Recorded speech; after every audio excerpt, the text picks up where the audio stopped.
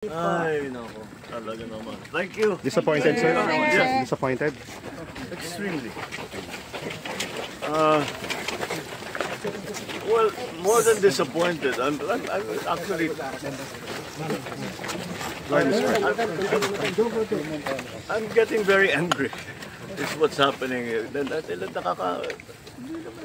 Paano naman?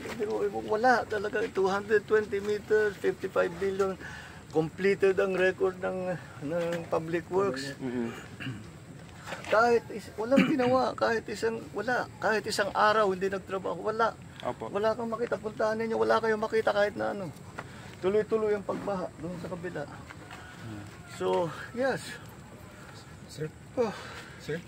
If all of these projects were properly executed and implemented, ang laki nang nawala na problema sana sa atin at sa mga taong bayan. At saka mas magiging maayos hanggang irrigation, hanggang water supply, fresh water supply for household.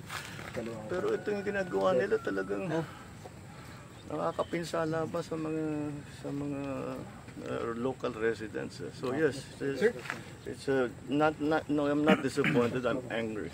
Sir, there's a COA fraud audit of Bulacan projects. Anong end goal nun, sir? Filing cases? Yes, if need be, of course. As I said, ang trato namin with all of this is, siyempre marami yan. For example, falsification na ito. Yung ganito, dahil nag-report sila na completed. Hindi, kitang-kita naman na hindi completed. So immediately, that's a falsification. So that's already a very big violation. And for the big ones, talagang I'm thinking very hard to pipilahan natin sila na economic sabotage. Because economic sabotage is very clearly. Tignan natin yung utang ng gobyerno ng Pilipinas, ng Republika, ay mababawasan kung naging maayos lahat itong kasi ngayon babalikan na natin ngayon to, saan napunta yung pera, hahabulin natin, kakasuhan natin sila, how long will that take? Hindi ba? In the meantime, we have to actually still build the flood control project. Sir, nationwide yung filing, no? I'm sorry? Nationwide po yung filing ng cases if need be. Well, no, it depends on what our findings will be. So there's a legal team working on that, but in the meantime, we are continuing to go through the records of Public Works and all the big contractors to see kung tumutugma yung kanilang report doon sa mga sinusumbong sa atin ng taong bayan. So that's why I encourage, napaka-useful, napaka-malaking bagay at napapakinabangan namin ng husto yung inyong pagsulat sa amin, pagsumbong, padalhan nyo kami ng picture, padalhan nyo kami ng video para alam namin kung ano yung sitwasyon dun sa inyo.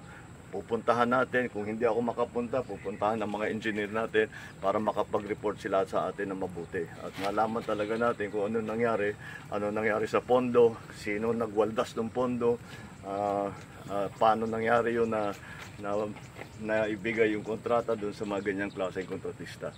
So that's what we're going to proceed. Kahapon, galing kami sa isang barangay, Suliban, medyo bukid din, sir, yung may flood control. Hindi ba medyo weird na mga nasa bukid din yung mga flood control? Nasa? Bukid, sir. Well, maraming parang hindi naman kailangan. Kahit sa design.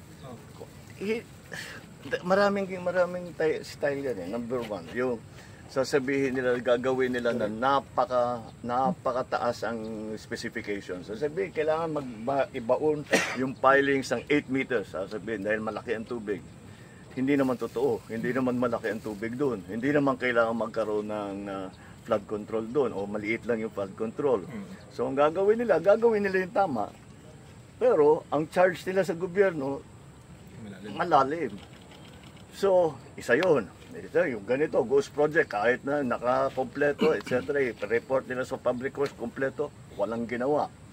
Maraming teknik eh. Tapos siyempre, nakita ninyo doon sa kabilang bayan. Tama, yung simento, nipis-nipis.